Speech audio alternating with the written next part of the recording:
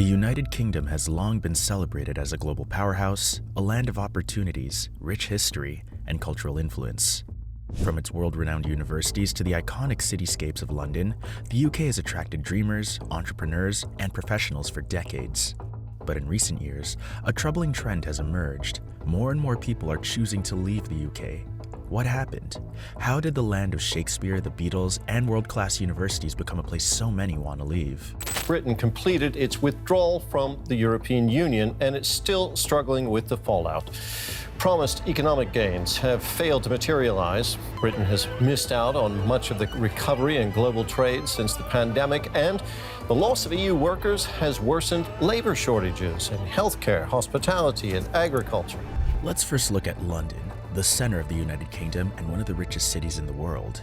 With an economy surpassing over $500 million, if London were a nation, it would be the 26th richest economy in the world, only behind countries like Norway. It serves particularly good high-value services in finance, along with some of the highest salaries in Europe. But with all the towers and private estates comes a very different picture. As per the reports of the London councils in 2023, the number of homeless people in the city was 1 in 50, which is approximately 3 times more than it was 10 years ago. This gives the UK the honor of being the developed nation with the highest level of homelessness. Meanwhile, real wages, what people actually take home for accounting for inflation, have stagnated for over 15 years. This means that while costs for essentials like housing have soared, people's earnings have remained stuck at 2008 levels. The financial strain is palpable, especially for young professionals who find themselves unable to save or invest in their futures. It's no wonder that skilled workers, particularly younger generations, are leaving the UK. A junior professional in New York can earn more than double they'd make in London, with the cost of living only about 1/3 higher. The appeal of better wages, coupled with more affordable housing, is hard to ignore. One sector hit particularly hard by this brain drain is the National Health Service. Pay isn't great, and there's too much pressure, making many nurses and doctors quit. It's surprising to see so many skilled workers abandon the UK while immigration continues to rise with students coming in to study from across the globe. However, the research indicates that those abandoning the UK are more skilled and competent than those who are trying to move in. This imbalance doesn't help the economy at all. The continuous decline in living standards is one of the main reasons for abandoning the country for many individuals. If you remove London's contributions, the UK's economic performance dips below that of Mississippi, the poorest state in the United States. The situation of inequality and the divide between regions is rather surprising. In 2008, the average UK household was just 8% worse off than its counterparts in Northwestern Europe. By 2022, that gap had widened to 20%. On current trends, countries like Slovenia and Poland are set to surpass the UK in household income within a decade. While the UK's top earners still enjoy some of the highest living standards globally, the poorest 5% lag significantly behind their European peers, with their living conditions now 20% worse than those in Slovenia. The houses going up on the edge of Crewe are not enough to keep pace with demand here. 800 more have been approved on land nearby after a fight over things like how many would be affordable housing. It shows, councillors say, when it comes to planning, there is no quick fix. The most significant challenge, perhaps, is the housing crisis. There are a lot of UK policies that are limiting the number of places built in order to balance the increase in population to make the necessary housing space. Restrictive planning laws, limited government funding for public housing, and a focus on other economic areas have all contributed to this shortfall. Policies like the Right to Buy scheme, introduced in the late 1970s, allowed tenants in public housing to purchase their homes at a discount. While this enabled many to become homeowners, it also significantly reduced the stock of social housing.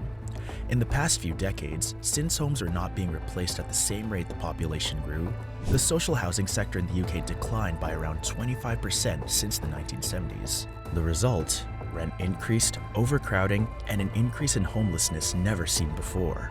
In England alone, the number of households living in temporary accommodation has more than doubled since 2010, reaching over 112,000 in 2023. Housing conditions during this time are terrible, with most of the properties suffering from more or less the same ailments like mold and pest infestations. For families, especially those with children, the psychological and economic costs of such instability are catastrophic and beyond estimation. The housing crisis has made an even bigger divide in terms of generations. Older generations who took advantage of the lower housing costs are now owners of several homes and apartments. On the other hand, younger generations are having a harder time just buying one home, and this has created a heightened degree of anger and contributed to the widening gap in wealth. For those that do manage to purchase a house, there's a significant debt to pay, and life becomes more of a rat race. There is no doubt as to why most British youths are searching for opportunities outside of the UK. If you're liking the video so far, make sure to subscribe to the channel. The National Health Service was once an illustration of British pride, but now it's seen as Britain's suffering, loss, and pity story. The NHS was established in 1948 with the goal of providing universal access to free healthcare services at the point of access. But in this particular context, as the population of the UK aged and became more ethnically heterogeneous, the pressure on the system reached a breaking point. Waiting lists have skyrocketed, with over 7.4 million people waiting for consultant treatment as of 2023. Countries in developed regions are relatively more successful in tackling terminal diseases like cancer when compared to the UK. Despite increased funding and staffing levels, the NHS is buckling under the weight of rising costs and inefficiencies. A recurring theme in the UK's decline is underinvestment in housing, healthcare, and infrastructure. The dire lack of investment in housing, healthcare, and other relevant sectors affects the growth and development of the economy. One notable example would be the High Speed 2, which is part of the bigger plan in improving transportation between northern and southern England. Sadly, due to the escalating expenses and many delays, the project was called off in the year of 2023. This underinvestment extends to the private sector as well. Since 2005, UK companies have invested 20% less than their counterparts in the US, France, and Germany. This lack of investment has stifled innovation and productivity, leaving the UK lagging behind its peers. No assessment of how the UK is today would be complete without debating Brexit, although it's not accurate to suggest that it's the lone reason for the national challenges. However, it's safe to say that abandoning the EU has definitely aggravated the situation. Trade with the EU, the UK's largest trading partner, has declined, and businesses face increased bureaucracy and costs. The departure from the European Union also damaged the UK's earlier reputation as an open and favourable environment for talented professionals and investors. When added to the existing problems of affordable housing, access to healthcare, and low-wage growth, it's easy to see why so many Britons are starting to wonder where their country is headed.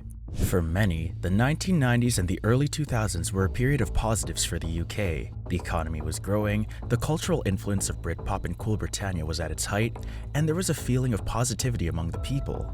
However, the policies of that era, such as privatization and the switch to a service-oriented economy, ended up affecting the nation for decades. Though such policies resulted in immediate ramifications for a larger portion of the population, they unfortunately came at a cost for the generation in the future. The cutbacks of the UK in the last decade has resulted in adverse effects to the British people.